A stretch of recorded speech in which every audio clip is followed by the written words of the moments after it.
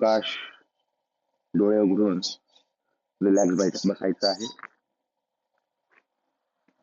आजच्या सेशनला आपण सुरुवात करत आहोत. सर्वात अगोदर मी माझा परिचय करून देतो. मी डॉक्टर कृणाल महाजन. माझं योगशास्त्र विषयामध्ये नेट पहिल्याच अटेम्प्टमध्ये मी क्वालिफाईड आहे. ज्यावेळेस मी एम ए योगशास्त्राच्या पहिल्या सेमिस्टरला होतो. अनेकांना अडचण असते की किंवा अनेकांना असं माहित असतं की जोपर्यंत एम ए कम्प्लीट होत नाही तोपर्यंत नेटचा फॉर्म भरता येत नाही.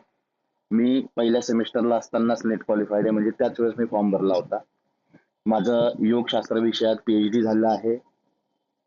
त्यासोबत master in mass communication journalism सुद्धा झालेलं आहे. MA फिलॉसॉफी सध्या सुरू आहे PhD नंतर. आणि नेटच्या बाबतीमध्ये 2018 पासून मी नेटचे वर्ग घेतोय. नेट कसा क्रॅक करावा किंवा कसं क्वालिफाईड होता येईल, त्याच्या शॉर्टकट ट्रिक्स काय आहेत, या सगळ्या गोष्टींवरती मी चर्चा करत आलो आहे. PhD एंट्रन्स टेस्ट च्या सुद्धा मी क्लासेस घेतलेले आहेत.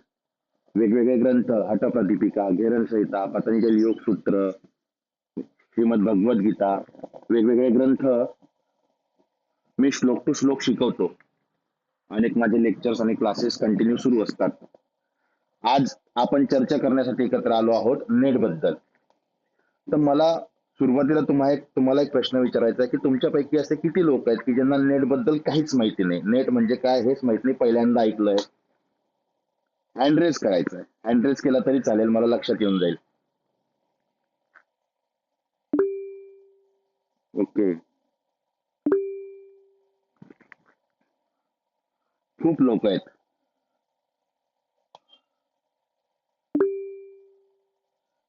ठीक आहे, ठीक आहे, रिलॅक्स. ओके, मला लक्षात आलं. बरेच लोक असे आहेत की ज्यांना नेट म्हणजे काय हेच माहित नाही. तर हे बघा, नेट नेट काय आहे? तर नेट आहे नॅशनल इलिजिबिलिटी टेस्ट. त्याचप्रमाणे महाराष्ट्रात होते स्टेट इलिजिबिलिटी टेस्ट. या ज्या एक्झाम्स आहेत, या पास करणं महत्वाचं नाहीये, तर या क्वालिफाय करणं महत्वाचं आहे. पास करणे आणि क्वालिफाय करणे या दोघांमध्ये खूप फरक आहे, लक्षात घ्या. या परीक्षा जो व्यक्ती क्वालिफाय होतो आणि ज्या विषयातून होतो तो व्यक्ती कुठल्याही महाविद्यालयामध्ये, विश्वविद्यालयामध्ये, विद्यापीठमध्ये तो विषय शिकवण्यासाठी इलिजिबल असतो. म्हणजे तो विषय तो शिकवू शकतो विद्यार्थ्यांना हायर एज्युकेशन मध्ये. केवळ 10वी 11वी 12वी नाही, तर UG आणि PG लेवलवरती असा व्यक्ती तो विषय शिकवण्यासाठी इलिजिबल मानला जातो. कोणता व्यक्ती? जो नेट आणि सेट क्वालिफाईड होतो. सेट मधलं अंतर तुम्हाला कळलं. स्टेट इलिजिबिलिटी टेस्ट म्हणजे जी महाराष्ट्र शासन किंवा महाराष्ट्रात होते, आणि नेट म्हणजे ही राज्य स्तरावरची एक्झाम असते. आता योगाच्या विद्यार्थ्यांनी नेट का द्यावी आणि सेट का द्यावी नाही? तर सगळ्यात महत्वाचं, सेट पेपरमध्ये अजून योग विषय आलेलाच नाहीये. नेटमध्ये 2017 पासून योग विषय आला, म्हणजे आज 9 वर्ष झाली. तेव्हापासून योग विषय आला आणि योग या याच्यामध्ये नेट परीक्षा सुरुवात झाली. ठीक आहे, पुढे जाऊया. जो व्यक्ती क्वालिफाईड होतो तो मी तुम्हाला सांगितलं की असिस्टंट प्रोफेसर आणि प्रोफेसर लेवलवरती शिकवण्यासाठी इलिजिबल असतो. दुसरा माझा प्रश्न आहे, आपण या ठिकाणी जमलेले जे सगळे लोक आहोत ते योगशास्त्र या विषयातले आहेत, आणि नेट ही परीक्षा कोण देऊ शकतं? तर ज्या व्यक्तीने MA योगशास्त्राला प्रवेश घेतलाय, म्हणजे आज समजा तुमचा प्रवेश झाला असेल आणि उद्या तुम्ही एक्झाम होणार असेल तरी सुद्धा तुम्ही ती एक्झाम देऊ शकतात. याला MA पासच झालं पाहिजे आणि चारही सेमिस्टर क्लिअर झाले पाहिजे असा कुठला नियम नाहीये. जर तुम्ही MA करत असताना क्वालिफाईड झालात नेट, तर नेटवाले एक अट टाकतात की तुम्हाला हा रिझल्ट लागल्यापासून पुढच्या 2 वर्षामध्ये तुमची मास्टर डिग्री कंप्लीट करायची आहे. अन्यथा होतं काय की आपण नेट क्वालिफाईड होऊन गेलो, पण मग आपला एक्झाम देता नाही आली किंवा सेमिस्टर बॅक राहिले, पेपर बॅक राहिले आणि 2 वर्षामध्ये आपण MA कंप्लीट नाही केलं, तर त्यावेळेस ते नेट एक्झामचा जो रिझल्ट आहे क्वालिफाईड असलेला तो निरस्त होतो. म्हणून 2 वर्षाचा कालावधी मिळतो जर तुम्ही MA करत असताना नेट क्वालिफाईड झालात तर. बऱ्याच लोकांना असं वाटतं की MA चा पूर्ण अभ्यास झाला, म्हणजे MA चे 4ही सेमिस्टर कंप्लीट झाले, रिझल्ट लागला, त्यानंतर आम्ही नेटची परीक्षा देऊ. हा जो तुमचा गैरसमज आहे, हा सगळ्यात मोठी चुकी अशी मी मानतो. कारण फ्लो मध्ये, म्हणजे तुमचा MA चा अभ्यास सुरू आहे, तुम्ही पाठांतर करत असतात, सेमिस्टर नुसार वेगवेगळे विषय तुम्ही अभ्यासतात, अॅनाटॉमी फिजिओलॉजी असेल किंवा नॅचरोपॅथी असेल किंवा योगातले वेगवेगळे ग्रंथ असतील, तर फ्लो मध्ये तुमचा अनाशय MA योगाच्या निमित्ताने अभ्यास होतो. त्यामुळे तुम्ही ही परीक्षा क्रॅक करण्यासाठी जास्ती तयारीने उतरतात आणि एकदा MA कंप्लीट झाल्यावरती पाहिजे त्या पद्धतीने अभ्यास होत नाही, असे अनेकांचे अनुभव आहेत. त्यामुळे MA करत असतानाच ही परीक्षा क्रॅक करण्याचा प्रयत्न करा 100%. ठीक आहे. कारण नेट परीक्षेमध्ये 2 पेपर आहेत. पहिला पेपर आहे जो कॉमन असतो, जो सगळ्यांना आहे. फक्त योगशास्त्रातच नेट परीक्षा होते असं नाही. तुम्ही इंग्लिश, हिंदी, मराठी कुठलाही विषय असू दे, पॉलिटिकल सायन्स पासून इन्व्हायरमेंट सायन्स पर्यंत सगळ्या विषयांमध्ये नेट परीक्षा होते. त्यातला जो पहिला पेपर आहे हा सगळ्या विषयांसाठीचा कॉमन पेपर असतो आणि दुसरा पेपर असतो तो आपल्या विषयाशी संबंधित असतो. अर्थात तुम्ही जर योगशास्त्राचे विद्यार्थी असाल तर तुम्हाला दुसरा जो पेपर असेल तो योगशास्त्रावर आधारित प्रश्न असतील. त्याचा एक स्वतंत्र सिलेबस सुद्धा आहे. मग जो पहिला पेपर आहे त्या पहिल्या पेपरवर आज आपण चर्चा करण्यासाठी एकत्र आलो आहोत. कारण बऱ्याचदा आपल्याला सेकंड पेपर म्हणजे आपल्या विषयाशी संबंधित पूर्ण ज्ञान असतं. आपल्याला हठप्रदीपिका माहिती, आपल्याला घिरणसंहिता माहिती, आपल्याला गीता माहिती, आपल्याला भक्तियोग माहिती, आपल्याला ज्ञानयोग माहिती, आपल्याला काही उपनिषदांची नावं माहिती. आपल्याला आपल्या विषयातलं नॉलेज आहे. आपण आपल्या विषयामध्ये मास्टर डिग्री करत आहोत. काही लोक अनेक वर्षांपासून योग शिकवत आहे, काही लोक अनेक वर्षांपासून या ग्रंथांचं अध्ययन करत आहे. त्यामुळे आपल्याला आपल्या विषयातलं बऱ्यापैकी माहिती असतं. पण दुर्दैवाने होतं काय की जो पहिला विषय पेपर आहे हा पहिला पेपर आपल्याला कळत नाही. या पहिल्या पेपरमध्ये 10 युनिट आहे आणि प्रत्येक युनिटवर 5 प्रश्न येतात. तर चला मग आपण पहिल्या पेपरवर चर्चा करू. मी स्क्रीन शेअर करतोय.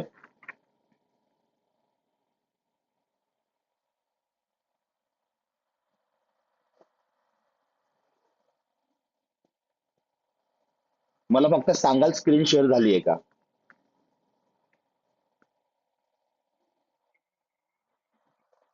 ओके. मी तुम्हाला सुरुवातीला जे प्रश्न विचारले की नेट बद्दल कोणाला माहित नव्हतं, ते आय होप अशी अपेक्षा करतो की त्यांना आता नेट एक्झाम काय असते आणि प्रत्येक विषयात होते हे कळलं असेल. दुसरी गोष्ट की आपल्याला आपल्या विषयात माहिती असतं पण पहिल्या पेपर बद्दल माहित नसतं. त्यामुळे मी तुमच्या समोर पहिल्या पेपरचा सिलेबस घेऊन आलो आहे. आणि हा पहिला पेपर जो आहे, ज्यावेळेस आपण याचं एक ओव्हरव्ह्यू करू त्यावेळेस तुम्हाला लक्षात येईल की किती वास्ट सिलेबस आहे. की एकंदरीत त्या सिलेबस कडे बघत असताना जे 10 युनिट आहेत, प्रत्येक युनिटवर मास्टरी प्राप्त करण्याचा किंवा प्रत्येक युनिटचा अभ्यास करण्याचा जर विचार केला तर तुम्हाला त्या त्या विषयात मास्टर डिग्री करावी लागेल. जसं पहिलं युनिट तुमच्या समोर आता पहिलं युनिट आहे. पहिलं युनिट आहे टीचिंग ऍप्टिट्यूड. तुमच्यापैकी जे लोक बीएड डीएड झाले असतील किंवा ज्यांनी शिक्षण शाळेमध्ये शिक्षक म्हणून नोकरी केली असेल अशा लोकांना हा विषय अत्यंत सोपा जाईल. कारण बीएड आणि डीएड मध्ये ह्याच याच्यावरती हाच बेस असतो. शिक्षक काय, विद्यार्थी काय आणि आजचं जे लर्निंग झालेलं आहे ते स्टुडंट बेस्ड लर्निंग आहे, स्टुडंट सेंट्रिक लर्निंग आहे. विद्यार्थ्याच्या अनुषंगाने विचार करून प्रश्नांची उत्तरं द्यायची आहेत. कारण की प्रश्न खूप सोपा आहे, पण त्या प्रश्नाचं उत्तर देत असताना आपण एक अध्यापक म्हणून जर उत्तर दिलं तर कदाचित ते चुकेल. पण विद्यार्थी स्वतःला समजून विद्यार्थी म्हणून त्या प्रश्नाचं काय उत्तर असू शकतं याचा जर विचार केला आणि सद्विवेक बुद्धीने उत्तर दिलं तर तुम्हाला त्याचं उत्तर बरोबर येईल. पहिलाच युनिट आहे टीचिंग ऍप्टिट्यूड. यामध्ये जितकाही बीएड आणि डीएड शिकणारे लोक आहेत त्यांना जो बेसिक अभ्यासक्रम आहे तो पूर्णच्या पूर्ण आहे. टीचिंग कन्सेप्ट, ऑब्जेक्टिव्ह, लेवल्स, नंतर मेमरी, अंडरस्टँडिंग, रिफ्लेक्टिव्ह. हिंदीमध्ये जर विचार केला तर शिक्षण अभिवृत्ती. मी तुम्हाला हिंदी आणि इंग्लिश दोन्ही सांगणार आहे. कारण नेट ही परीक्षा 2च भाषेमध्ये होते, एक हिंदी आणि इंग्लिश. दोनही भाषेतले तुम्हाला प्रश्न असतात. तुम्हाला आयदर हिंदीतला प्रश्न समजला तर हिंदी वाचा, इंग्लिश मधलं कळत असेल तर इंग्लिश वाचा. बऱ्याचदा ही जी हिंदी भाषा आहे ही उत्तर भारतातली टफ की उत्तर भारतातली जी त्यांची ट्रॅडिशनल हिंदी आहे ती भाषा आहे. आणि आपल्याकडची महाराष्ट्रातली जी हिंदी आहे दुर्दैवाने उर्दू सेंट्रिक किंवा उर्दू मिक्सचर हिंदी झालेली आहे. त्यामुळे बऱ्याच वेळेस आपल्याला त्या हिंदी शब्दाचा अर्थ कळत नाही. आता उदाहरणार्थ हेच बघून घ्या, टीचिंग ऍप्टिट्यूडला हिंदीमध्ये शिक्षण अभिवृत्ती म्हणतात. जर तुम्ही हिंदी वाचण्याचा प्रयत्न केला तर तुम्हाला हिंदीच लक्षात येणार नाही. जसा पहिलाच पॉइंट आहे अवधारणा आहे, कन्सेप्ट, उद्देश, शिक्षण का स्तर, नंतर विद्यार्थ्यांच्या स्मरणशक्ती, समज, विद्यार्थ्यांची बुद्धी किंवा समजण्याची स्थिती काय आहे, त्यांचा विचार काय आहे, विशेष काय आहे, मूल अपेक्षा काय आहे विद्यार्थ्यांची, किशोर आणि वयस्क विद्यार्थ्यांच्या अपेक्षा काय आहेत, मग त्यात शैक्षणिक आहे, सामाजिक आहे, भावनात्मक आहे, संज्ञात्मक आहे, व्यक्तिगत आहे, या सगळ्यांमध्ये भिन्नता आहे. आता तुमच्या लक्षात आलं असेल, आपण फक्त युनिट 1 वर चर्चा करतोय आणि युनिट 1 चाच अभ्यास करायचा म्हटला किंवा युनिट 1 चाच जर पूर्ण मास्टरी याच्यात मिळवायची असेल तर आपल्याला बीएड डीएड करावं लागेल. किती वास्ट आहे. आपण मास्टर डिग्री घेत असताना स्वयंचं नाव ऐकलं असेल, स्वयंप्रभाचं नाव ऐकलं असेल, मुक्सचे जे वेगवेगळे कोर्स आहेत, मुक्सचे कोर्स आपण ऐकले असतील. शिक्षण प्रणाली काय आहे, शिक्षणाला उपयोगी पडणारे टूल्स कोणते कोणते, स्टुडंट सेंट्रिक शिक्षण पद्धती काय आहे, हायर एज्युकेशन. आता हायर एज्युकेशन अजून वेगळा पार्ट आहे आणि आपण ज्या 10 युनिटवर चर्चा करणार आहोत त्यामध्ये एक हायर एज्युकेशन पण असणार आहे. म्हणजे बीएड बीएडच्या व्यतिरिक्त अजून काय काय असू शकतं. सगळ्यात महत्वाचं, मास्टर डिग्री करणारा विद्यार्थी हा एक चांगला रिसर्चर पण असला पाहिजे, कारण की भविष्यामध्ये पीएचडी किंवा रिसर्च पेपर करू शकतोय. रिसर्च पेपर काय, पीएचडीचे थिसिस काय, कसे बनले पाहिजे, मग रिसर्च मेथोडॉलॉजी विषय शिकवला जातो. त्याला हिंदीमध्ये म्हटलंय शोध अभिवृत्ती. मग रिसर्च म्हणजे काय, रिसर्चचे मिनिंग, त्याचे टाइप्स, ते कॅरेक्टरिस्टिक, नंतर हायपोथेसिस काय, रिसर्चचे जे स्टेप आहेत, स्टेप्स कोणत्या कोणत्या आहेत, कशा पद्धतीने रिसर्च केला जातो, थिसिस किती पानांचा बनला पाहिजे, रिसर्च पेपर किती पानांचा, किती शब्दांचा बनला पाहिजे, रिसर्च आर्टिकल किती शब्दांचा बनला पाहिजे, रिसर्च करत असतानाचे जे एथिक्स आहेत, नैतिकता काय आहे, ती कशी जपली पाहिजे, प्लॅगरिझम काय. प्लॅगरिझमचा अर्थ होतो की आपण रिसर्च करत असताना एखाद्या पुस्तकातून किंवा दुसऱ्याच्या ग्रंथामधून जे सेंटेन्स आहे जसं तसं उचलणे किंवा कॉपी करणे किंवा चोरणे, सरळ भाषेत म्हटलं म्हणजे चोरी. आणि प्लॅगरिझम आज भारताला लागलेली सगळ्यात मोठी किडे रिसर्च क्षेत्रामध्ये. त्यातल्या त्यात असे जे सब्जेक्ट आहेत की ज्या सब्जेक्टमध्ये प्रॅक्टिकल पेक्षा थेरेटिकल जास्ती रिसर्च होतात, आणि त्यात हा योगशास्त्र सगळ्यात मोठा विषय आहे की ज्यात प्रॅक्टिकल पेक्षा आज थेरेटिकल वर जास्ती रिसर्च होत आहेत. मग थेरेटिकल रिसर्च होत असताना ग्रंथांमधलं कंटेंट जसंच्या तसं कॉपी करणे, हे याला प्लॅगरिझम म्हटलं गेलेलं आहे. तर प्लॅगरिझम आणि ह्या सगळ्या गोष्टींवरती तू जसं प्रत्येक इकाई किंवा प्रत्येक युनिट आहे ना, या प्रत्येक युनिटवर तुम्हाला 5 प्रश्न येतील. 10 युनिट आहे, प्रत्येकी 5 प्रश्न म्हटले तर तुम्हाला पहिल्या पेपरचे 50 क्वेश्चन्स असतील. 50 क्वेश्चन तुम्हाला क्रॅक करणे खूप मोठी गोष्ट आहे. भले सेकंड पेपर योगशास्त्राचा विषय असल्यामुळे आपल्याला बऱ्यापैकी त्याची उत्तरं माहिती असतात, तर आपण सेकंड पेपर फास्ट करतो, पण ही 50 क्वेश्चन जी आहे ना, ही आपल्याला फार टफ जातात. मी योगशास्त्रामध्ये एक्सपर्ट आहे, माझं मास कम्युनिकेशन झालंय, तर फार फार तर मी कम्युनिकेशन मध्ये, कॉम्प्रिहेन्शन मध्ये एक्सपर्ट असेल, पण मी टीचिंग मध्ये नसेल, हायर एज्युकेशन मध्ये नसेल, रिसर्च मध्ये नसेल, आयसीटी मध्ये नसेल. किती पॉइंट आहेत तुमच्या लक्षात येत असेल. तर रिसर्चच्या स्टेप्स कोणत्या, थिसिस कसं लिहिता, आर्टिकल रायटिंग काय करतं. प्लीज कोणाचा माईक सुरू तो ऑफ करा, इतरांना डिस्टर्ब करू नका. ज्यांचा माईक सुरू आहे त्यांचं नाव घ्या आणि त्यांना सांगा की माईक बंद करा म्हणून.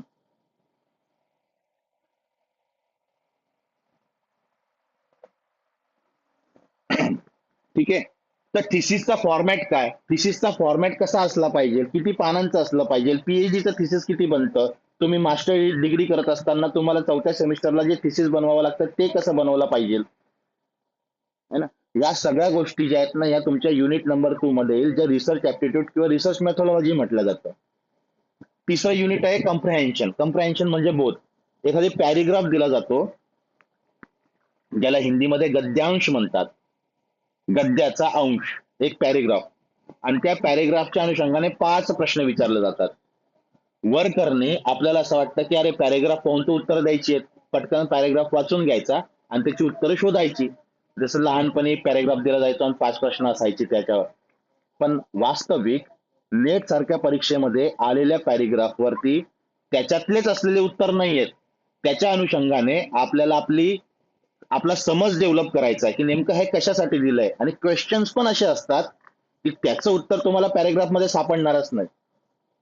तुम्हाला तिथे तुमची बुद्धी वापरून, सद्विवेक बुद्धी वापरून त्याचं उत्तर काय असेल याच्यावर विचार करावा लागेल, आणि सारासार बुद्धी वाचून सर्व याच्यानुसार तुम्हाला त्याचं उत्तर द्यावं लागेल.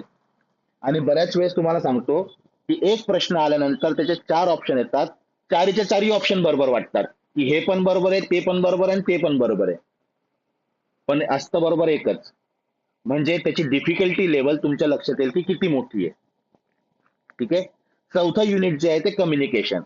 जसं मी तुम्हाला आता थोड्या वेळपूर्वी सांगितलं की माझं मास्टर डिग्री ती जर्नलिझम मध्ये झाली आहे. MA mass communication and journalism.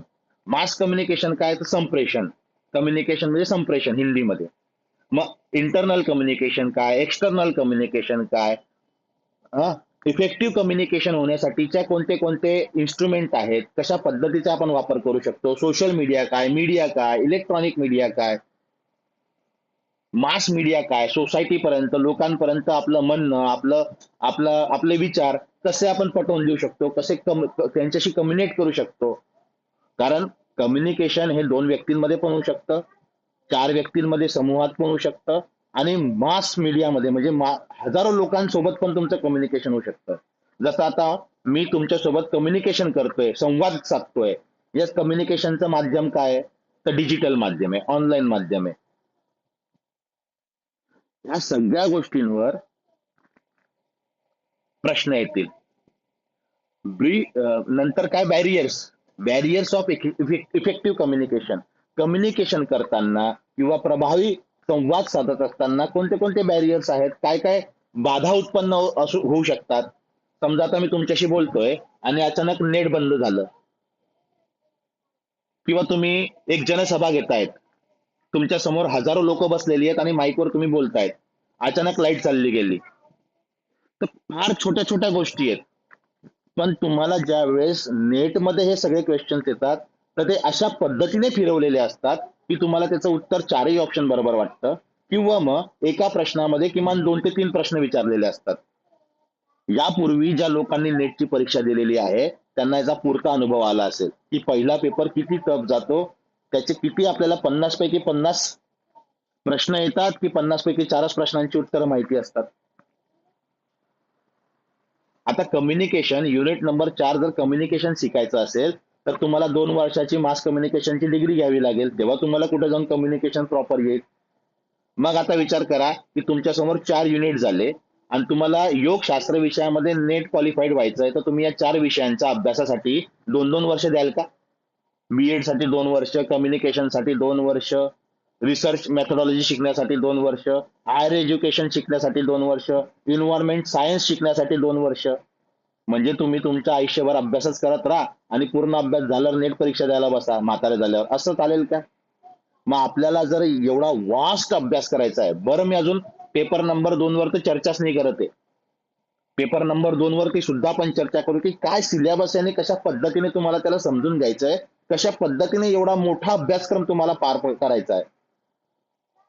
तुम्हाला सांगतो की तुम्ही ज्या MA चा अभ्यासक्रम जो ज्याही विद्यापीठाचा असेल, KKSU चा असू दे किंवा ओपन युनिव्हर्सिटीचा असू दे किंवा कुठल्याही विद्यापीठाचा, तुम्ही योगाचा अभ्यासक्रम काढा आणि नेट परीक्षेत असलेला जो सिलेबस आहे, अभ्यासक्रम आहे, त्याची तुलना करा. हार्डली 25 to 30% तुम्हाला सेम वाटेल. म्हणजे नेटचा सिलेबस एवढा वास्ट आहे MA पेक्षा. 2 वर्षात तुम्ही ज्याचं पूर्ण अध्ययन करू शकत नाही योगाचं, त्या गोष्टी तुम्हाला इथे क्रॅक करायच्या आहेत. कशा करणार? आयुष्यभराचा अभ्यास कमी पडतो लोकांचा. आणि मी तुम्हाला परत सांगतो की PhD करणं खूप सोपं आहे. PhD कोणीही करू शकतं. पण नेट क्वालिफाईड होण्यासाठी किती मेहनत लागते हे तुम्हाला लक्षात येणार नाही. कितीतरी असे लोक आहेत की जे 4-4 5-5 वेळेस नेटची परीक्षा देत आहेत पण अजूनपर्यंत क्वालिफाईड झालेले नाहीयेत. माझ्या समोर कितीतरी उदाहरण आहेत. प्रत्येक वेळेस काही ना काही राहून जातं, प्रत्येक वेळेस काहीतरी वेगळं येतं, प्रत्येक वेळेस आपली समज किंवा आपली विचारसरणी कुठेतरी कमी पडते. तसं कॉम्प्रेहेन्शन मध्ये होतं, कम्युनिकेशन मध्ये होतं. आणि पुढचे 2 टॉपिक तर, युनिट तर अजून खतरनाक. Mathematical reasoning and aptitude.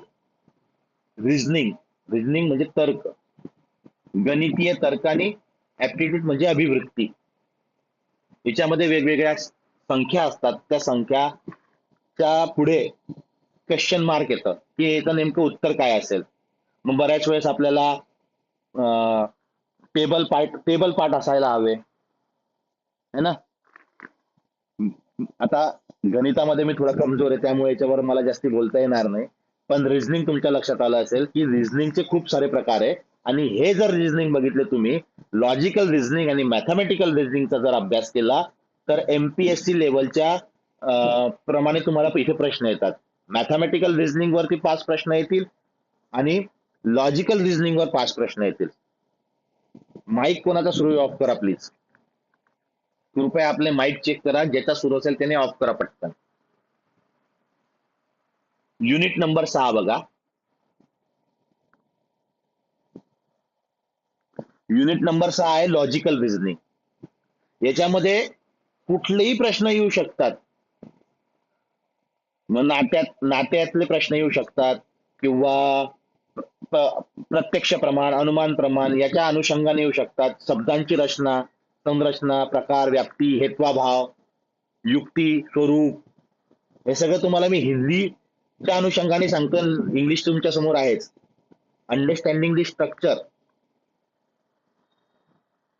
निरुपाधिक तर्क वाक्य, त्याचा ढाचा, शब्द आणि लॉजिकल रिझनिंग हा तुम्ही कितीही रट्टा मारा, येणार नाही. कारण हा शेवटी तर्काचा भाग आहे. तुम्हाला सद्विवेक बुद्धी वापरून या प्रश्नाची उत्तर द्यायची आहे. मग हे शिकण्यासाठीच्या ट्रिक्स काय आहेत? कारण लॉजिकल रिझनिंग आणि मॅथमॅटिकल रिझनिंगचा अभ्यास करण्यासाठी तुम्हाला एमपीएससी लेवलचा अभ्यास करावा लागेल. एमपीएससीच्या क्लासेस जॉईन करावे लागतील. स्पर्धा परीक्षेचे क्लासेस जॉईन करावे लागतील. मग तुम्ही नेटच्या परीक्षेसाठी फक्त या 2 युनिटच्या 10 प्रश्नांसाठी स्पर्धा परीक्षेचे क्लास जॉईन करणार का सांगा. मी तुम्हाला फक्त तुमच्यामधला सेन्स जनरेट करतोय की तुम्हाला नेट परीक्षा क्वालिफाईड होण्यासाठी किती ऑब्स्टॅकल आहे, किती अडथळे आहे, किती वास्ट तुमची बुद्धी ठेवावं लागणार आहे, किती सतर्क तुम्हाला राहावं लागणार आहे आणि किती स्मार्ट वर्क करावं लागणार आहे. नेट सारखी परीक्षा रट्टा मारून कोणीही क्वालिफाईड होऊ शकत नाही म्हणजे नाही. मग तो योगाचा पेपर जरी असला तरी सुद्धा तुम्ही काय योगाच्या पेपरमध्ये रट्टा मारून जाणार काय? तिथे आपल्याला पॅरेग्राफच्या पॅरेग्राफ नाही लिहायचे आहेत. एक प्रश्न आहे आणि त्याचे 4 ऑप्शन आहेत. आणि तो प्रश्न असा असतो की प्रश्नामध्ये प्रश्न असतो आणि उत्तर अशी असतात की त्याचे 4ही उत्तर त्याला असं वाटतं की हा उत्तर पण बरोबर आहे, ते पण बरोबर आहे, ते पण बरोबर आहे. म्हणून मॅथमॅटिकल रिझनिंग आणि लॉजिकल रिझनिंग साठी जोपर्यंत तुम्ही एमपीएससी लेवलच्या विद्यार्थ्यांप्रमाणे शिकणार नाही किंवा त्या विद्यार्थ्यांना शिकवणारा एखादी प्राध्यापक तुम्हाला याच्या ट्रिक्स सांगणार नाही, तोपर्यंत तुम्हाला रिझनिंग, लॉजिकल रिझनिंग येणार नाही. Unit number 7, data interpretation. या डेटा इंटरप्रिटेशन मध्ये आपण लहानपणी शिकलोय ते हे pie chart, histogram, table chart, रेखा चार्ट, है ना, किंवा चित्र नसतं किंवा उदाहरण येतं आपल्याला की एका देशाचं, भारत देशाचा तांदूळ 100 टन आयात होतो, पेट्रोल काय जे निर्यात होतं, अशी उदाहरणं येतात आणि त्याच्यावरती तुम्हाला चार्ट बनवून त्याचं उत्तर काढायचं असतं. जर तुम्ही या प्रश्नातला चार्ट बनवणे आणि हे बनवण्यामध्ये जर 10 मिनिटं घालवले तर कसं काय चालेल? कारण आपल्याला ह्या सगळ्या प्रश्नांची उत्तरं एक निर्धारित वेळेमध्ये द्यायची आहेत. डेटा इंटरप्रिटेशन काय, डेटा टू गव्हर्नन्स काय, ग्राफ काय, चार्ट काय, क्वांटिटिव्ह आणि क्वालिटेटिव्ह डाटा काय, गुणात्मक आणि मात्रात्मक, क्वांटिटी आणि क्वालिटी, त्या डेटाचा सोर्स काय, हा डेटा इंटरप्रिटेशन मला सांगा कुठे शिकवलं जातं आणि कोण शिकवतं? तुम्हालाच उत्तर माहित नसेल ना, मला माहिती आहे. हे खूप पूर्वी आपण 4थी, 5वी, 7वी, 8वी मध्ये शिकलेले सगळे ते गणित आहेत, चार्ट आहेत. पुढचं आहे आयसीटी, इन्फॉर्मेशन कम्युनिकेशन टेक्नॉलॉजी. आता या इन्फॉर्मेशन कम्युनिकेशन टेक्नॉलॉजीचा जर विचार केला तर जगात बनलेलं सगळ्यात पहिले कंडक्टर, सेमी कंडक्टर, सगळ्यात पहिले कम्प्युटर, भारतात बनलेलं सगळ्यात पहिलं परम कम्प्युटर, ते आतापर्यंत लेटेस्ट व्हर्जन, म्हणजे जर ते लेटेस्ट व्हर्जन कालपर्यंत अपडेट झालं असेल आणि त्याच्या न्यूज आल्या असतील तर त्याचा सुद्धा प्रश्न तुमच्या एक्झाम मध्ये येऊ शकतो. जर आयसीटी तुम्हाला शिकायचं असेल तर तुम्हाला ते ITI आणि ते सगळं जॉईन करावं लागेल आणि त्याचाच अभ्यास 5-6 वर्ष त्या विद्यार्थ्यांना पुरत नाही इंजिनिअरिंगच्या. तर आपल्याला केव्हा समजणार आहे? आयसीटी म्हणजे काय, इंटरनेट काय, ईमेल काय, दृकश्राव्य माध्यम काय, त्याचे चिप्स काय, त्याचे IC काय, इथपासून प्रश्न असतात. पहिला कम्प्युटर कोणता बनवला, कोणी बनवला, त्याच्या स्टोरेजची क्षमता काय होती. Digital initiative in higher education, उच्च शिक्षणामध्ये डिजिटल इनिशिएटिव्ह काय आहे, कशा पद्धतीने दोघांची सांगड घातल्या गेलेली आहे, ज्याच्यामुळे हायर एज्युकेशन अधिक सोपं झालेलं आहे.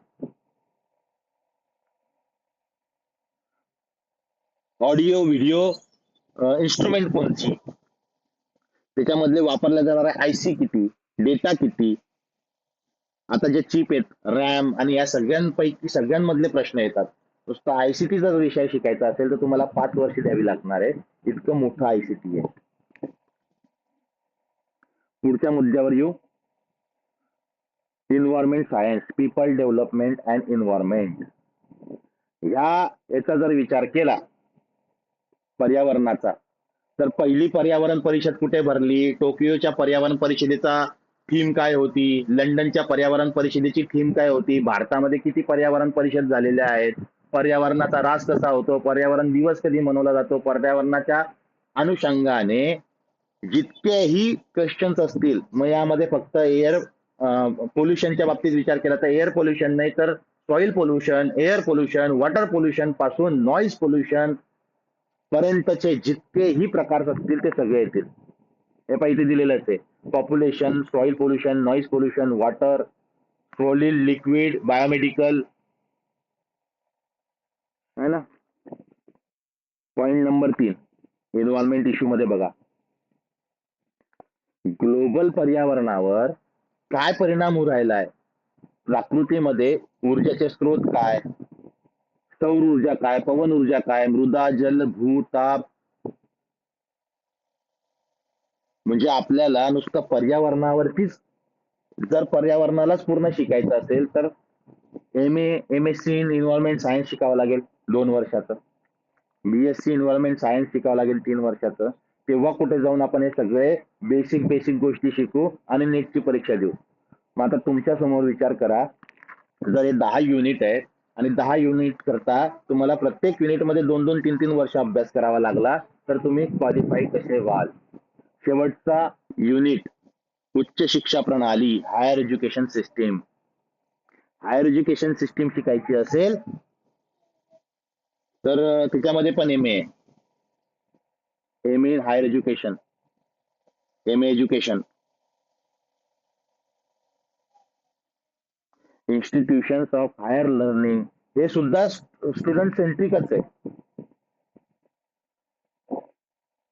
मग भारताच्या स्वातंत्र्यापासून तर आतापर्यंतचं सगळं त्याच्यात आलं.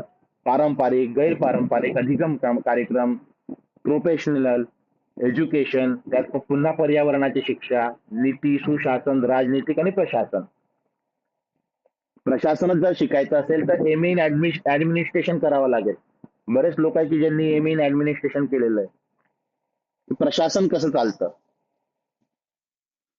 लहानपणी आपण इतिहास, नागरिक शास्त्रावरचा अभ्यास केला असेल, त्यातलं जे नागरिक शास्त्र छोटा पार्ट असायचा ना, तो त्यावेळेस आपल्याला खूप छोटा वाटायचा की हिस्ट्री आणि इतिहास आणि नागरिक शास्त्र, नागरिक शास्त्राचा अभ्यास करायचीच गरज नाही, इतिहासाचाच अभ्यास करायची पोरं.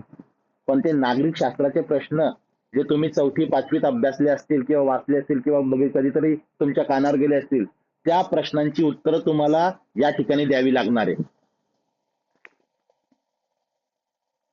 आता मला सांगा की हा आपण जो डिस्कस करतोय ते डिस्कशन चालू आहे नेटच्या पहिल्या पेपरवर आणि या 10 युनिट मध्ये फक्त तुम्हाला प्रत्येक युनिटवर 5 प्रश्न म्हणजे 50 प्रश्न येणार आहेत.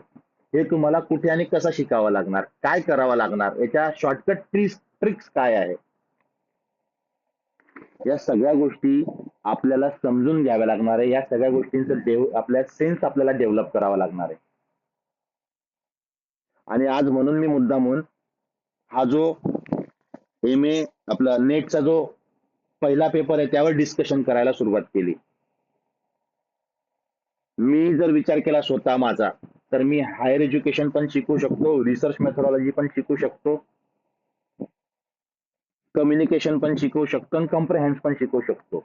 पण त्या त्या क्षेत्रातला जर एक्सपर्ट आला आणि त्याच्या क्षेत्रातल्या ज्या शॉर्टकट ट्रिक्स आहेत, जर त्याने समजून सांगितल्या की एवढा वास्ट विषय तुम्हाला कशा पद्धतीने समजून घ्यायचा आहे, त्याच्या शॉर्टकट ट्रिक्स काय आहे, काय काय काय काय कन्सेप्ट आहेत की ज्यात नुसत्या कन्सेप्ट समजून घेतल्यावरती त्याच्या अनुषंगाने जर तुम्हाला प्रश्न आले, तर असा व्यक्ती तुम्हाला पाहिजे की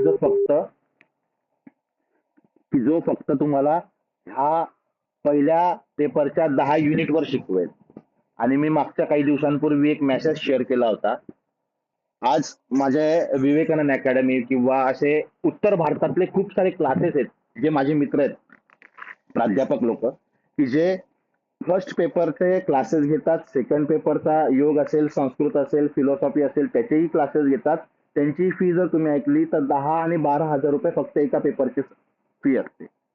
एवढी फी जर तुम्हाला द्यावी लागली तर तुमचा अभ्यास कसा होईल, कशा पद्धतीने तुम्हाला हा अभ्यास करायचा, या सगळ्या गोष्टींवरती तुम्हाला विचार करावा लागणार आहे.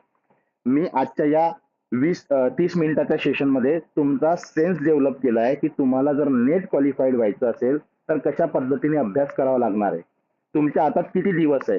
तुमच्यापैकी बरेच लोक असे आहेत की ज्यांनी नेटचा फॉर्म भरलाय आणि त्यांची एक्झाम आता जूनच्या लास्ट वीकला किंवा जुलैच्या फर्स्ट वीकला येईल. मग तुम्हाला अभ्यासाचे टप्पे पाडावे लागेल की आपल्या हातात किती दिवस आहे. उदाहरणार्थ 2 महिने आहे असं गृहीत धरा. 2 महिने तर नाहीच आहे, 1.5 महिना आहे फार फारचा, किंवा 1 महिना आहे.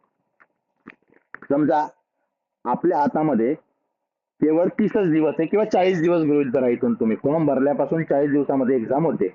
या 40 दिवसामध्ये तुम्हाला पहिल्या पेपरचा अभ्यास कसा करायचा आहे. तुम्हाला 5-5 दिवस द्यावे लागतील एका एका युनिटवर.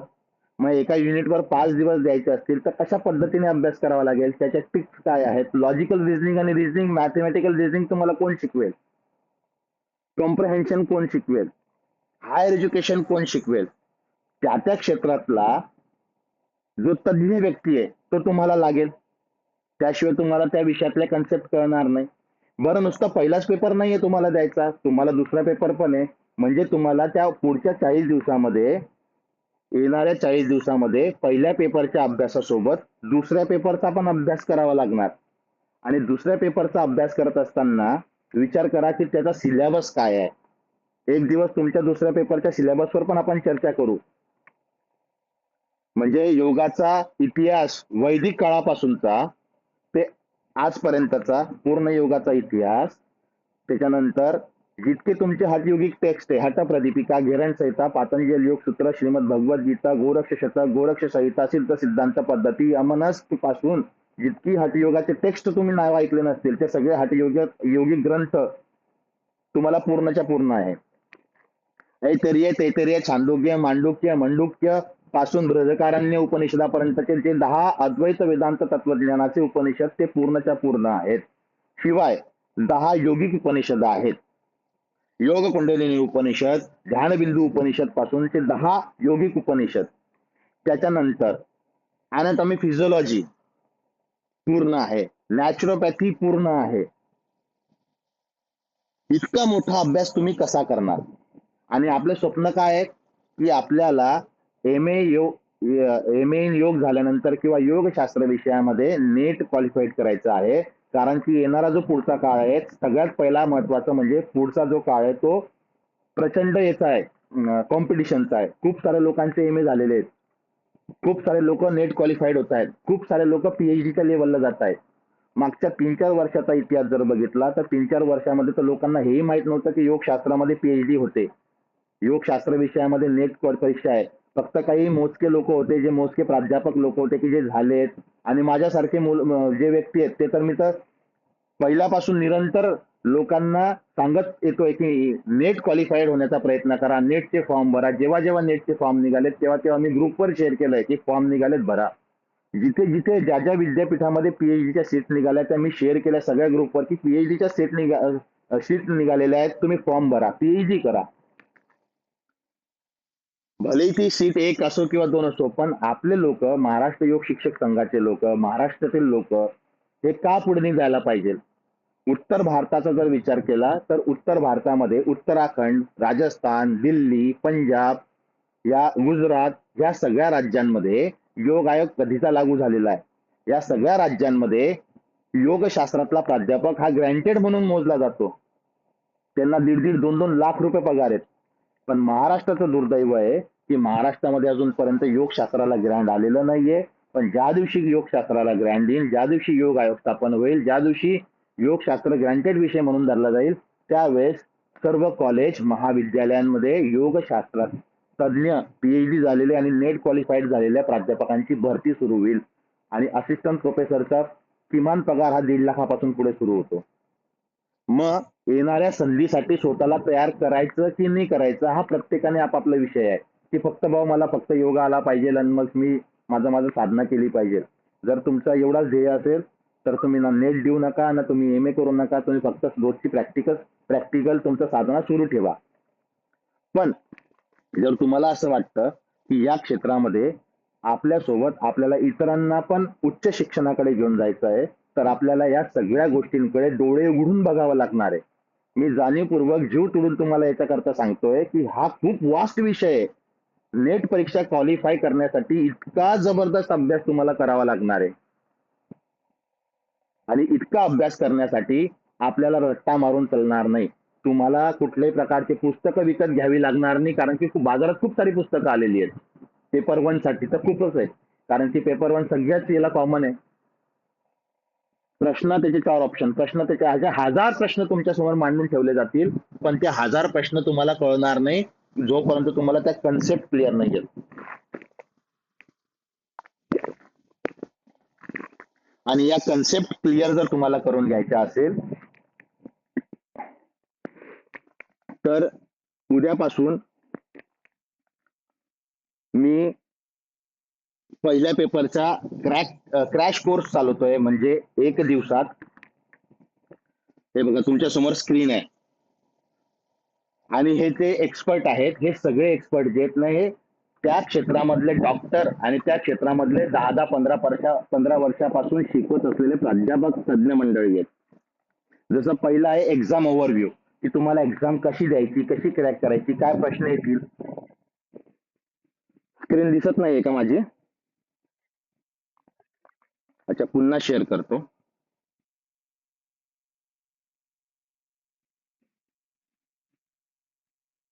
आता दिसते का सांगा स्क्रीन? हा, हे बघा तुमच्या समोर एक स्क्रीन मी तुमच्या ग्रुपवरही पाठवतो. अरे बाबा काय अडचण येते.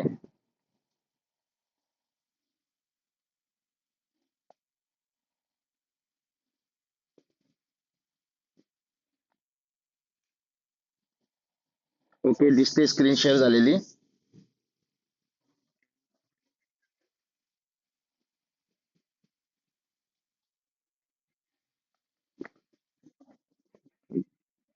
दिसते ना आता? हा, आता हे तुमच्या समोर जी स्क्रीन मी तुमच्या ग्रुपवर पण शेअर केलेली आहे, हे बघा. जे तुम्हाला मी 10 टॉपिक सांगितले, research aptitude, comprehension and communication, ICT, mathematical reasoning, logical reasoning, higher education, teaching aptitude, environment science, हे सगळे जे युनिट आहेत, हे सगळ्या युनिटवर 2-2 तासाचा आपण ट्रिक्स ज्या आहेत ना, सोप्यात सोप्या पद्धतीने आपल्याला ह्याच्यावरती आलेल्या क्वेश्चनांना कसं टॅकल करायचं, त्यासाठी उद्या 27 तारखेला, म्हणजे रोज 2 तास, संध्याकाळी 7 वाजेपासून तर 9 वाजेपर्यंत हा क्लास चालेल. पहिल्या दिवशी 27 तारखेला होणारे एक्झाम ओव्हरव्ह्यू, यामध्ये डॉक्टर दिनेश सानदी जे आहेत ते तुम्हाला गायडन्स करतील. एक्झाम कशी टॅकल करायची, कशा पद्धतीने तुम्हाला क्वेश्चन येऊ शकतात, मागच्या काही क्वेश्चन सेट आहेत का, ते तुमच्यासोबत शेअर केल्या जातील. नंतर आहे रिसर्च ऍप्टिट्यूड. रिसर्च काय आहे, रिसर्च कसा केला जातो, रिसर्चच्या काय गोष्टी आहेत, कशा पद्धतीने तुम्हाला रिसर्च पेपर काय, रिसर्च आर्टिकल काय, हायपोथिसिस काय, प्लॅगरिझम काय, या सगळ्या गोष्टीवरती डॉक्टर ईश्वर सोनगिरे हे गायडन्स करतील. त्यानंतर कॉम्प्रहेन्शन आणि कम्युनिकेशन वर सुद्धा डॉक्टर ईश्वर सोनगिरे आहेत. आयसीटी मध्ये एकदम तज्ज्ञ व्यक्ती की ज्यांचे आयसीटी वरच किमान 8-10 पुस्तकं झालेले आहेत, असे डॉक्टर हितेश ब्रिजवासी सर आहेत. हे जळगाव मध्ये खरं तर लायब्ररीयन आहेत, पण ते लायब्ररियनच्या व्यतिरिक्त त्यांचे खूप सारे त्यांचे हायर एज्युकेशन किंवा खूप सारे कोर्सेस झालेले आहेत, ज्याच्यामध्ये आयसीटी पण आहे. आयसीटी वर त्यांची 8 पुस्तकं आहेत आणि असे तज्ज्ञ व्यक्ती आपल्या समोर आयसीटी शिकवण्यासाठी येतील. आणि ते पण चीप, म्हणजे पहिलं कम्प्युटरच्या निर्मितीपासून, म्हणजे पहिल्या इतिहासापासून तर आज काय डेव्हलपमेंट झालेली आहे कम्प्युटर क्षेत्रामध्ये, नॉलेज क्षेत्रामध्ये, आणि त्याच्यामध्ये एआय पर्यंतचा भाग हा शिकवला जाणार आहे. नंतर मॅथमॅटिकल रिझनिंग आणि लॉजिकल रिझनिंग साठी हेमराज पाटील म्हणून सर आहेत, की जे गेल्या 15 वर्षापासून युपीएससी आणि एमपीएससीच्या विद्यार्थ्यांसाठी रिझनिंग विषय शिकवत आहेत. गेल्या 15 वर्षापासून त्यांचं सकाळी उठल्यापासून संध्याकाळपर्यंत एकच काम, जे विद्यार्थी त्यांच्या समोर बसतील त्यांना रिझनिंग, लॉजिकल रिझनिंग आणि त्याच्या वेगवेगळ्या गोष्टी शिकवणे.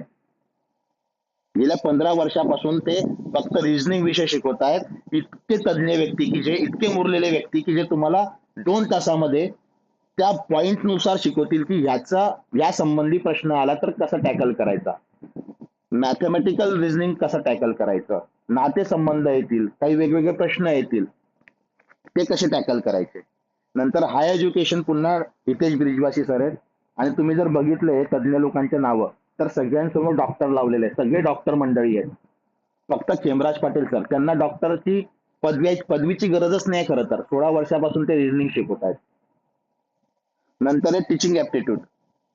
टीचिंग ऍप्टिट्यूड साठी डॉक्टर गणेश पाटील सर आहेत, की जे जळगाव मधल्या गेल्या 100 वर्षापासूनची जी संस्था आहे एमजे कॉलेज, त्या केशी एज्युकेशन सोसायटीमध्ये प्राध्यापक आहेत.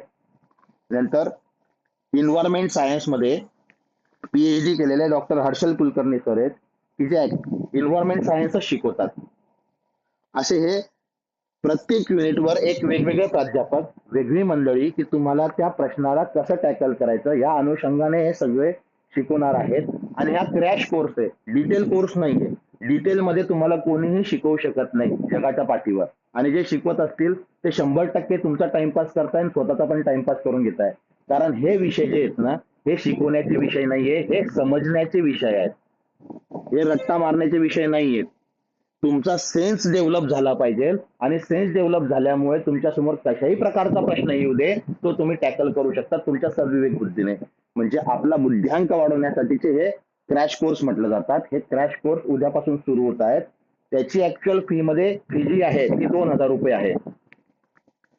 वास्तविक मला यांचे जे रेम्युनरेशन आहे, आता हे शिकवणार तर फुकट नाही, यांना त्यांची फी गुरुदक्षिणा द्यावी लागणार. जे 15-15 वर्षापासून युपीएससी एमपीएससीच्या विद्यार्थ्यांना शिकवत आहेत, कॉलेजेसमध्ये प्राध्यापक लोक आहेत, हे काही कमी पैसे घेऊन शिकवायला येणार नाहीयेत. त्यांचं नॉलेज, त्यांचे पीपीटी ते शेअर करण्यासाठी कमी पैसे घेणार नाहीयेत. एका विद्यार्थ्याची 2,000 फी आहे. त्यातही आपल्या योगातले लोक मला माहिती आहेत, की आपलं घर जाऊन तीर्थ करतात, 1,000-1,000 रुपयामध्ये, 500-500 रुपयामध्ये योगा शिकवतात. ते कुठून आणतील इतके पैसे? म्हणून त्यातही 2,000 फी मध्ये 300 रुपये डिस्काउंट, फक्त 1,700 रुपयामध्ये मी ठेवलं. एवढ्या कमी फी मध्ये एवढा डिटेल अभ्यासक्रम कोणीही शिकवत नाही. मग तुम्हाला जर असं वाटतं, आता तुम्ही फॉर्म भरलेला असू दे किंवा नसू दे, तुम्हाला डिसेंबर महिन्याच्या एक्झामसाठी प्रिपेअर व्हायचंय, तर तुम्हाला आतापासून अभ्यास सुरू करावा लागेल. जुलै महिन्याच्या एक्झामसाठी प्रिपेअर व्हायचंय, तर तुमच्या हातात ऑलरेडी कमी दिवस आहेत, 40 दिवस तुमच्या हातात उरले. आज 40 दिवसाचा अभ्यास, 40 दिवसाचा शेड्यूल कसा असणार आहे? आणि हा क्रॅश कोर्स झाल्यानंतर, पहिला पेपर झाल्यानंतर आपल्याला दुसऱ्या पेपरचा पण विचार करावा लागणार आहे. आणि पहिला पेपर मुळात पहिले का शिकायचा? कारण की हे शिकण्यासाठीचे जे गणित किंवा जे तुम्हाला कन्सेप्ट शिकवल्या जातील, त्याची तुम्हाला काही तर प्रॅक्टिस करावी लागेल स्वतः. ती प्रॅक्टिस करण्यासाठीचा जो वेळ लागेल, तो तुम्हाला 1 महिना पुरेल. आणि राहिला योगाचा विषय, तर योग शास्त्रामध्ये ऑलरेडी आपली मास्टर डिग्री झाली आहे किंवा आपण शिकत आहात. त्यामुळे त्यात आपण शिकत आहात आणि अजून वेगळ्या कन्सेप्ट ऍड करण्यासाठीचे आपण वेगळे क्लासेस घेऊ. ते डिटेल असतील, महिनाभराचा तो क्लास असेल किंवा 2 महिन्याचा क्लास असेल, जोपर्यंत एक्झाम होत नाही तोपर्यंत. पण ह्या 10 दिवसामध्ये आपल्याला आपली समज डेव्हलप करायची आहे. म्हणून उद्यापासून होणारा क्लास तुम्हाला जॉईन करायची इच्छा असेल तर करा.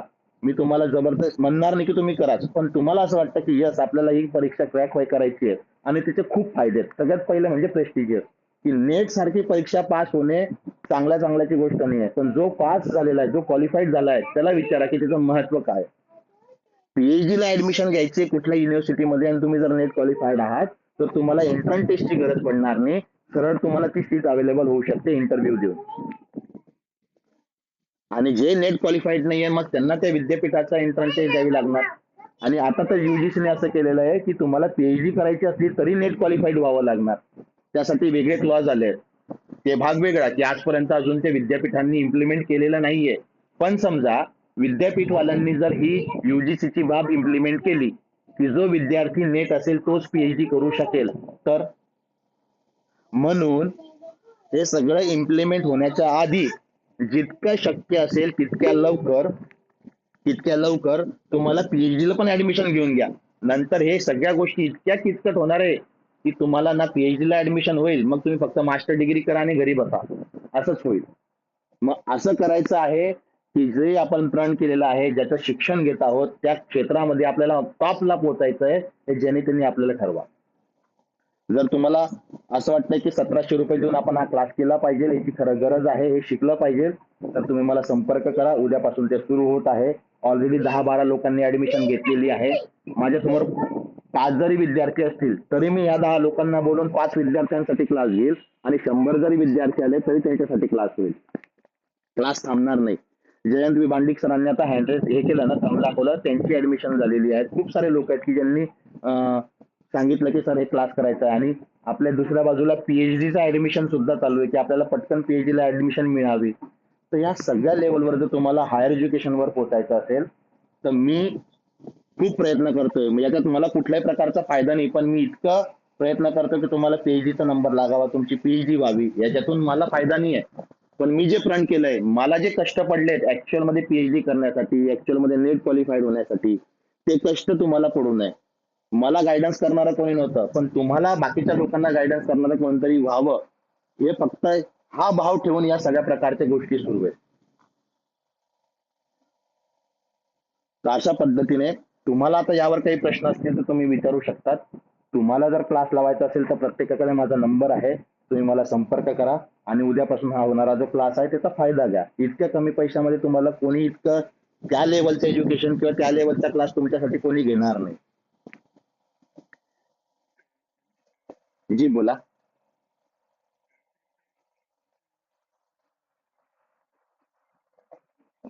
नाही, आता पण होईल ना. आता नेट एक्झामची जी जूनची जुलैची एक्झाम आहे ना, त्याच्या फॉर्म भरण्याची मुदत आता मागे संपली आहे. पण मला असं कळलं की अजून काही दिवस त्यांनी वाढवले. जर आज जर फॉर्म भरायची मुदत असेल तर आजच्या आज फॉर्म भरून टाका. बरेच लोक सर मला असे भेटले की सर नाही, आम्ही आता नंतर एक्झाम देऊ, पूर्ण अभ्यास करून एक्झाम देऊ. पूर्ण अभ्यास तर कधी होत नाही. आणि पूर्ण अभ्यास करून तुम्ही जेव्हा एक्झामला उतरतात तेव्हा प्रॉपर तुमच्याकडे अनुभव नसल्यामुळे तिथे तुम्ही फेल होतात. म्हणून अभ्यास नसला तरी फॉर्म भरा आणि तरी परीक्षा द्या. कारण की त्या पद्धतीचा अनुभव तुम्हाला येतो की परीक्षा कशी होते, तिथे काय करायचं असते, कशा पद्धतीने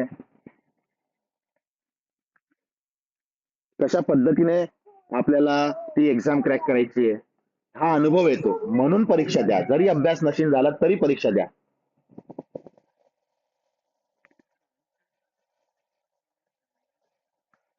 कितीही वेळेस देऊ शकतो. परीक्षा देण्यासाठी कुठल्याही प्रकारचे वयाची अट नाही किंवा कुठल्याही प्रकारे अटेम्प्टची अट नाही. तुम्ही 10 वेळेस क्वालिफाईड नाही झाला तरी 11 वेळेस परीक्षा देऊ शकता.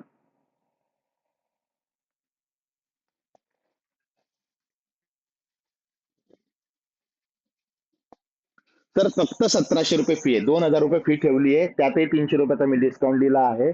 10 दिवसाचा क्रॅश कोर्स चालणार आहे. रोज एका दिवशी एक युनिट, एका युनिटवर चर्चा करायची 2 तास, त्यानंतर सेल्फ प्रॅक्टिस करायची, स्वाध्यायन करायचं, आणि स्वतःचं टाइम टेबल कसं असलं पाहिजे यावर पण मी क्लासमध्ये गायडन्स करेल की आपल्याला पुढचे 40 दिवसात एक्झाम होणार आहे, तर त्या 40 दिवसाचं युटिलाइज कसं करायचं. फक्त रोजचा 2 तासाचा अभ्यास जरी तुम्ही केला 40 दिवस. हा, पेपर 1 आणि पेपर 2 पण ना, पेपर 2 चा पण अभ्यास करावा लागणार. हा, पेपर 2 चा पण अभ्यास करावा लागणार आपल्याला. नाही नाही, हा क्लास जो आहे हा पेपर 1 साठी आहे. पेपर 2 साठी हा क्लास झाल्यावर आपण वेगळं गायडन्स करू किंवा पेपर 2 वर आपण वेगळी चर्चा करणार आहोत.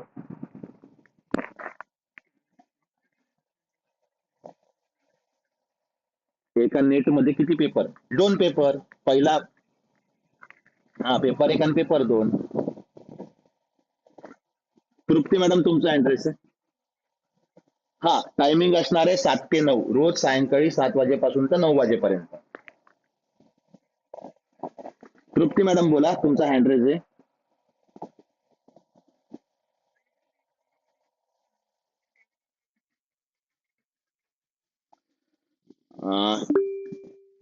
आता लगेच सांगता येणार नाही मॅडम, पण शक्यतो प्रयत्न करू किंवा सगळ्यांना इच्छा असेल तर करू, पण शक्यतो नाही होणार कारण की अं, गृहिणी ज्या आहेत, महिला ज्या आहेत, त्यांना स्वयंपाक करायचा असतो, बऱ्याच गोष्टी असतात आणि ऑफिस. हो, ठीक आहे ना. सुरुवातीला तसंही प्रस्तावना वगैरे होते. तोपर्यंत तुम्ही येऊन किंवा तुम्ही प्रवासात जरी असला तरी हेडफोन लावून द्यायचे कानाला. अर्धा तासाचं तुमचं तेवढं हे होईल, पण तुम्हाला चांगलं कळेल. ओके.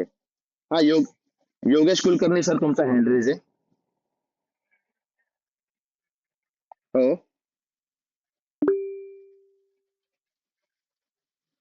ओके, मी टाकतो पुन्हा ती ऍड.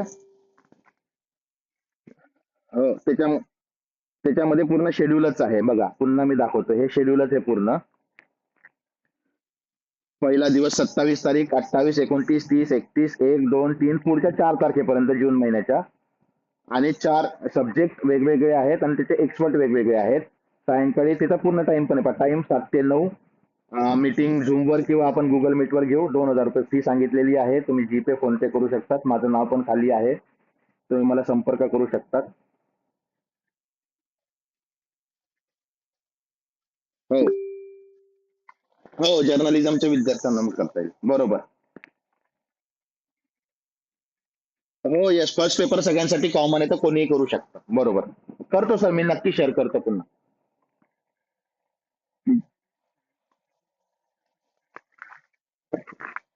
सर, रेकॉर्डिंगचे प्रयत्न करणार आहोत. रेकॉर्डिंगचे पण प्रयत्न करणार आहोत, येस.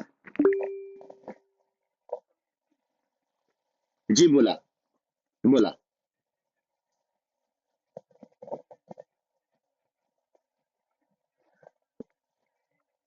बरोबर. बर.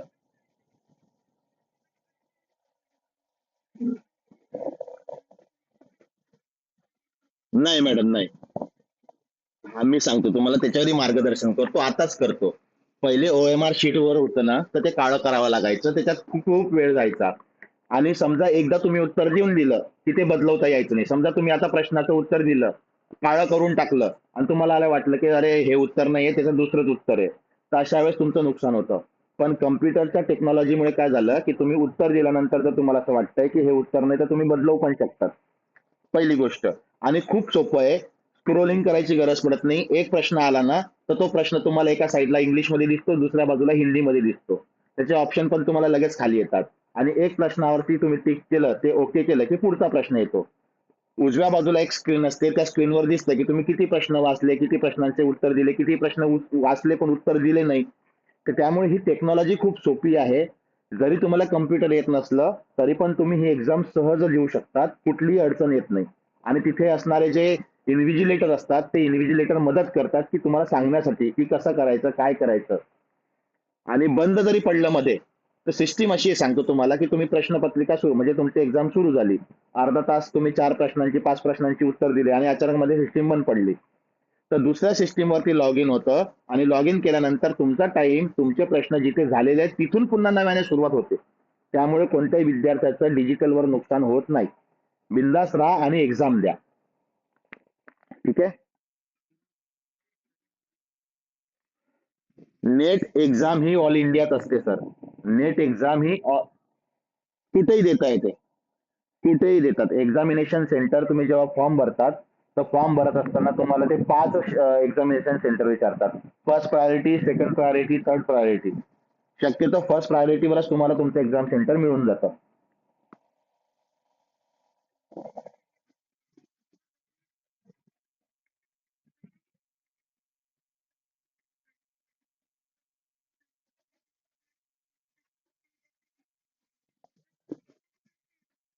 नाही येत मॅडम, नाही येत. नाही, नाही येत, नाही येत. तुम्ही एक प्रश्नाचं उत्तर दिलं, पण तुम्हाला असं वाटतं की हे प्रश्नाचं उत्तर चुकू शकतं. मग तिथे रिव्ह्यू साठी मार्क केला जातो, mark for review. Mark for review केलं, तुम्ही पुढे गेलात आणि तुम्ही ज्यावेळेस उजव्या साईडला बघितलं की किती मार्क फॉर रिव्ह्यू येतो, तुम्ही त्या प्रश्नावरती परत जाऊ शकतात. मी पुन्हा सांगतो की OMR शीटपेक्षा अधिक सोपं परफेक्शन हे तुम्हाला तंत्रज्ञान मध्ये मिळणार आहे. त्यामुळे तुम्ही बिंदास जा. तुम्ही एक्झाम तर देऊन पहा, मग तुम्हाला कळेल.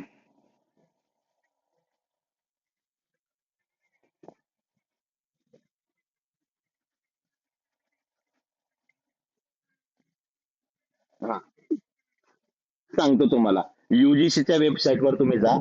युजीसीच्या वेबसाईटवर गेल्यानंतर तिथे मॉक टेस्ट असते. ती मॉक टेस्ट सगळ्यांनी द्या.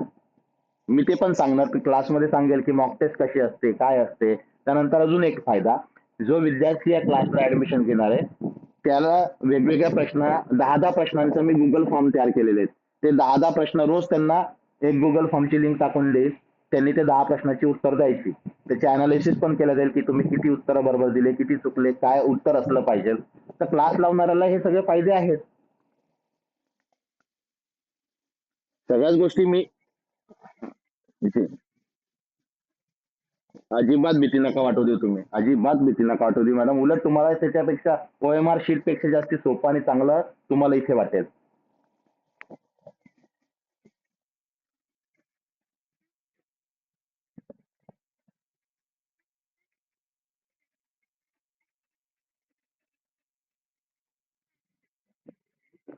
ओके मॅम, ठीक ठीक. अमृता मॅम बोला, तुमचा काय प्रश्न आहे?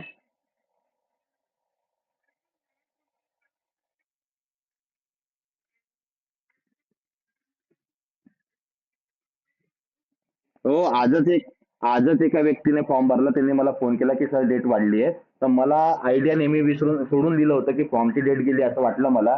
पण तुम्ही सगळ्यांनी आताच तुमच्या कम्प्युटर ओपन करा, युजीसी नेटची साईट टाका आणि फॉर्म भरण्याचा प्रयत्न करा, जर भरला नसेल तर. आणि भरता येत नसेल तर सायबर कॅफेवर जा.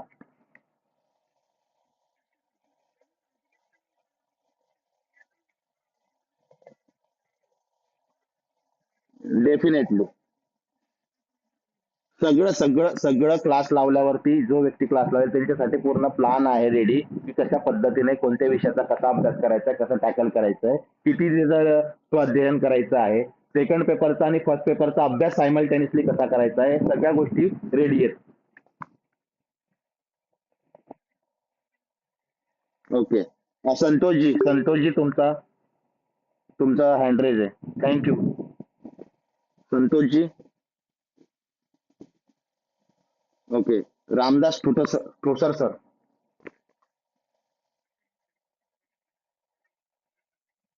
हो, हिंदी आणि इंग्लिश दोन लँग्वेज, दोन्ही लँग्वेज मध्ये क्वेश्चन येतात.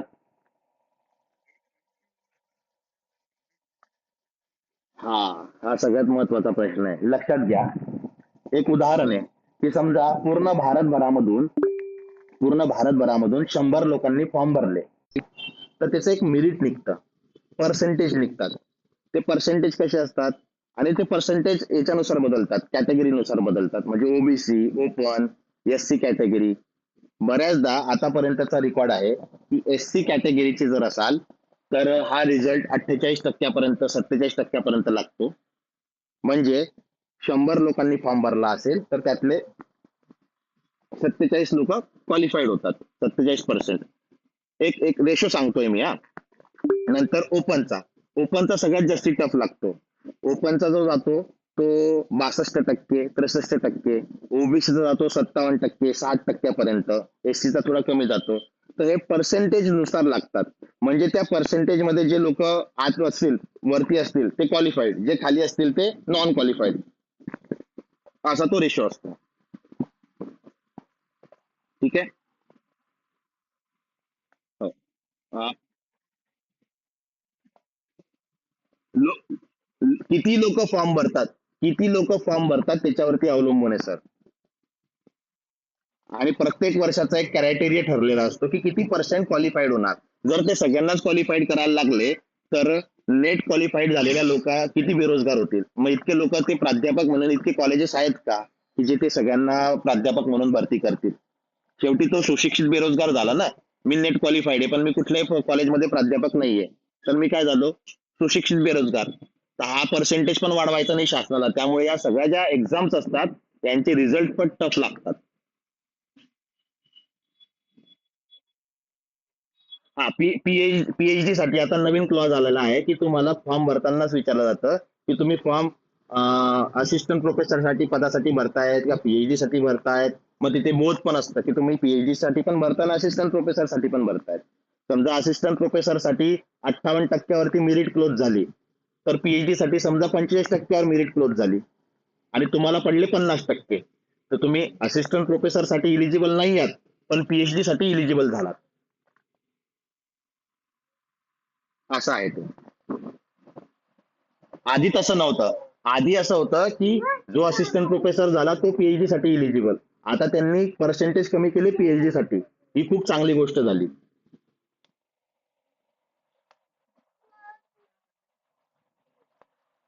फक्त पी फक्त पीएचडी साठीच का भरायचा? असिस्टंट प्रोफेसर साठी पण भरा ना. दोघींसाठी उपयोगात येईल. एक्झाम तीच पण दोन वेगवेगळ्या गोष्टीसाठी. नाही सर. आता असेल, आता जेआरएफ साठी असतो, सॉरी, जेआरएफ साठी एज क्रायटेरिया आहे. आणि आता असिस्टंट प्रोफेसर साठी पण एज क्रायटेरिया आहे का? मला एवढं लक्ष नाही, मला बघावं लागेल. हा बरोबर.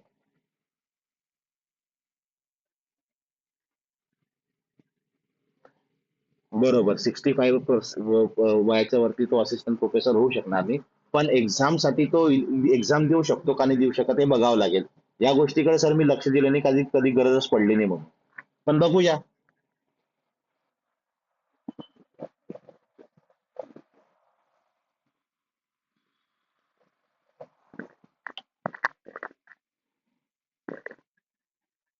ओके. ठीक आहे ना. त्यामुळे आता तुमच्यापैकी ज्या लोकांना क्लास लावायचा असेल त्यांनी मला सांगा. मला नंबर द्या. मी पटकन तुम्हाला हे करतो. कोणाचे काही प्रश्न बाकी आहेत, कोणाला विचारायचे काही? नाही तर आपण थांबूया. हा बोला सर.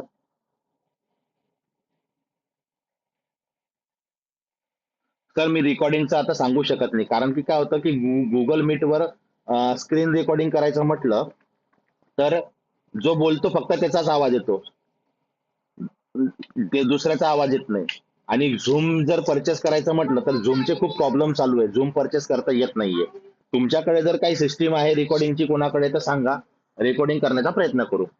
त्यात तुमच्या विद्यार्थ्यांची मदत लागणार आहे. ज्याला रेकॉर्डिंग करता येत असेल त्यांनी सांगावं.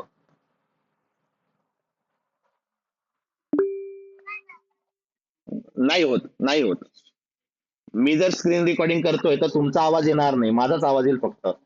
आणि हे लेक्चर मी रेकॉर्डिंग केलेलं आहे. तर हे रेकॉर्डिंग करत असताना फक्त माझाच आवाज रेकॉर्ड होतोय, तुमचा आवाज येत नाही त्यात. नाहीये. बरोबर. आणि झूम परचेस करता येत नाही, झूमचे प्रॉब्लेम सुरू आहेत. त्यामुळे हा, बोला ना सर योगेशजी.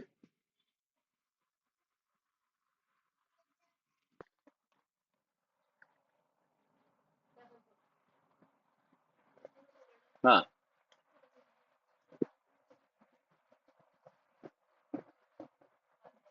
बरोबर. बरोबर.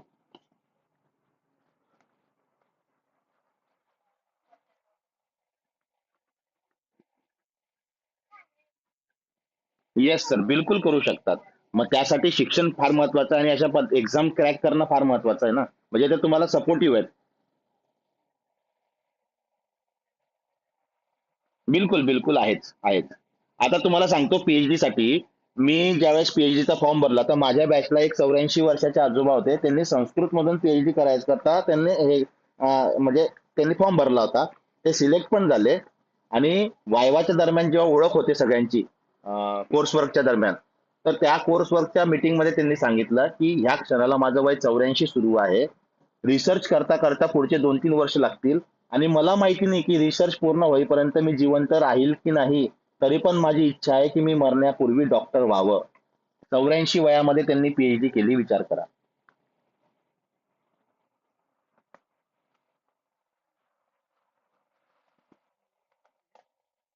वाव.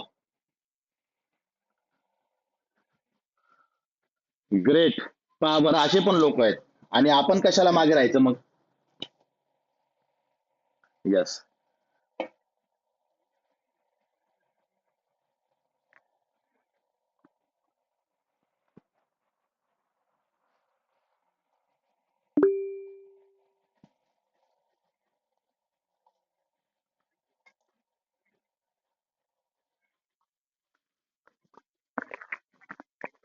हो.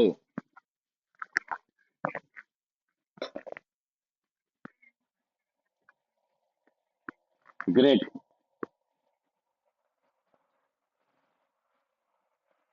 वाव, ग्रेट सर, मस्त, खूप छान कॉन्सेप्ट आहे, खूप छान तुम्ही सांगितलं. असं करता येऊ शकतं. एज्युकेशन सर, शिक्षण हे वाघिणीचं दूध म्हटलं जातं. तुम्ही जितकं शिक्षण घ्याल, जितकं तुम्ही एज्युकेशन करण्याचा प्रयत्न करा, स्वतःला डेव्हलप करण्याचा प्रयत्न करा, तुम्ही जगात वर जातात. असं म्हटलं जातं की तुम्ही स्वतःला स्वतःला 1 वर्ष द्या, तुम्ही इतरांपेक्षा 10 वर्ष पुढे जाल. म्हणून हा वेळ जो आहे ना, हा स्वतःला देण्याचा आहे. इथे बरेच लोक पैसा पाहतात, टाइम पाहतात, पण वेळ महत्वाचं काय ते पाहत नाही.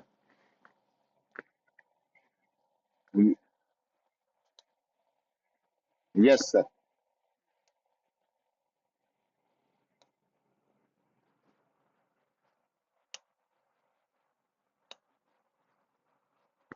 ओपन होतात.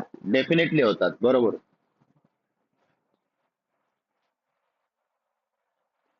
सर, मी पीएचडी करण्यासाठी किती संघर्ष केला माझं मला माहिती, आणि कसा मी पीएचडी झालो मी सांगू नाही शकत.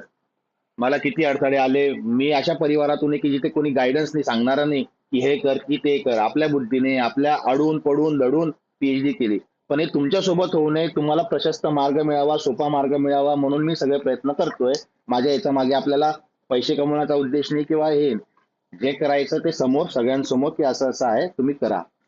त्यामुळे मी असं रिक्वेस्ट करेल की आता तुम्ही सगळे 60च्या जवळपास लोक आहात, सगळ्यांनी या ऍटलिस्ट पहिला पेपर समजून घ्या. जरी तुम्ही एक्झाम देणार नसाल तरी पण तुम्ही ह्या क्लासला ऍड व्हा. कारण डिसेंबरच्या एक्झामला द्यायचं असेल किंवा पुढे तुम्हाला द्यायचं असेल तर आतापासून तुमचा अभ्यास होतोय, आतापासून त्या विषयाचा आवाका तुम्हाला येतोय. म्हणून हा क्लास करा. या क्लासमध्ये तुम्हाला फार फार तर 1700 रुपये वाया जातील, असं वाटेल की बा 1700 वाया गेले. पण त्या 1700 रुपयाच्या मागे तुम्हाला मिळणारं नॉलेज हे 7 लाखापेक्षा जास्ती आहे. आणि अशा संधी परत परत नाहीयेत. म्हणून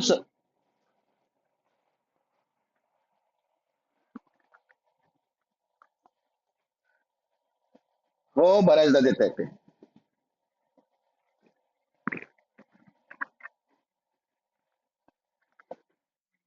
तर मी स्वतः मी पण दोनदा नेट क्वालिफाईड झालो. पहिल्यांदा नेट क्वालिफाईड झालो, मला असं वाटलं की अंदाधुंदी झालो असेल, आपण काहीतरी तुक्का मारून. दुसऱ्यांदा देऊन पाहू, दुसऱ्यांदा पण मी नेट क्वालिफाईड झालो. आणि तिसऱ्यांदा असा विचार केला की कशाला विनाकारण एखाद्या विद्यार्थ्याची सीट खायची, म्हणून मी तिसऱ्यांदा फॉर्मच नाही भरला. आपल्यामुळे दुसऱ्या विद्यार्थ्याची सीट जाते ना, आपल्याला काही फायदा नाही, आपण झालो ऑलरेडी नेट. एकदा नेट झालो म्हणजे आयुष्यभराचा नेट क्वालिफाईड आहे मी. छाती ठोकून सांगतो की मी या विषयात नेट आहे. तर त्यामुळे चांगलं आपलं आजचं सेशन झालं असं मला वाटतं. आपल्या सगळ्यांना हे सगळं कळलं असेल. आणि वेळेची मर्यादा लक्षात घेता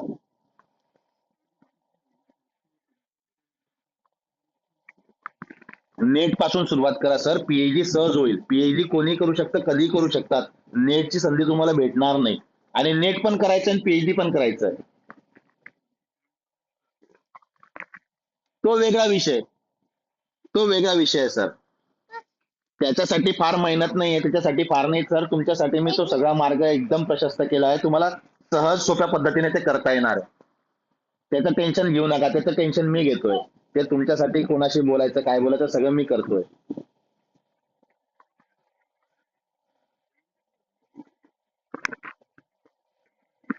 यस.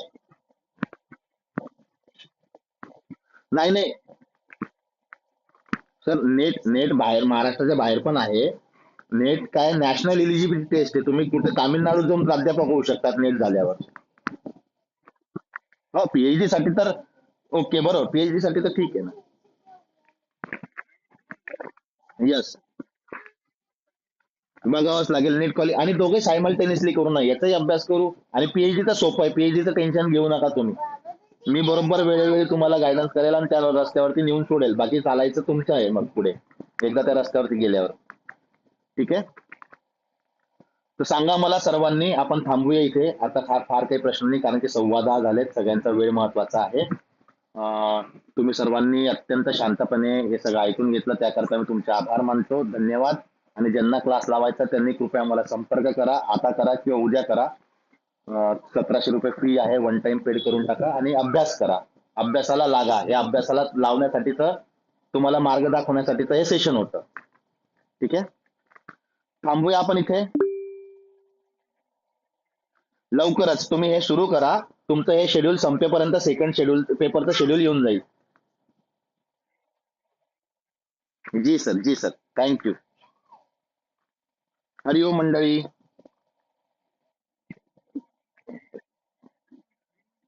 हरिओम, हरिओम.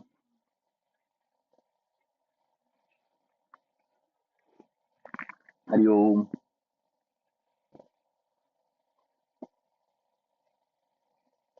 ऐकते का? गंजी हंडी.